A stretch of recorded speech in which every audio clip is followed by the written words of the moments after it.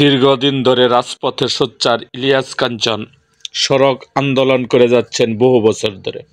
সম্প্রতি তিনি সাক্ষাৎ করেছেন বিএনপির মহাসচিব মির্জা ফখরুল ইসলাম আলমগীরের সঙ্গে।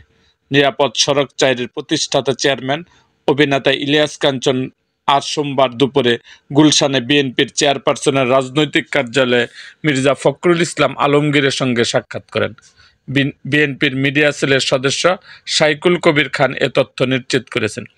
সাইরুল জানান, ইলিয়াস কাঞ্চনের নিরাপদ সড়ক চাই সংগঠনের ব্যানারে রাজনৈতিক দলগুলোকে নিয়ে সেমিনারের আয়োজন করতে যাচ্ছেন। সেই বিষয় নিয়ে মহাসচিব মির্জা ফখরুল ইসলাম আলমগীরের সঙ্গে আলোচনা করেছেন। এ সময় ইলিয়াস কাঞ্চন মির্জা ফখরুলের কাছে ম্যাগাজিন তুলে দেন।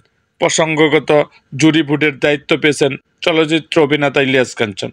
ঢাকা আন্তর্জাতিক চলচ্চিত্র উৎসবের 30তম আসরে এই দায়িত্ব পালন করবেন তিনি। এরকম আরও ভিডিও পেতে এবং রাজনৈতিক অঙ্গনের নানা ঘটনা ও ইতিহাস জানতে আমাদের মুক্তাগাছার ইতিহাস মিডিয়া ইউটিউব চ্যানেলটিকে সাবস্ক্রাইব করুন এবং পাশে থাকা বেল আইকনটি বাজিয়ে দিন।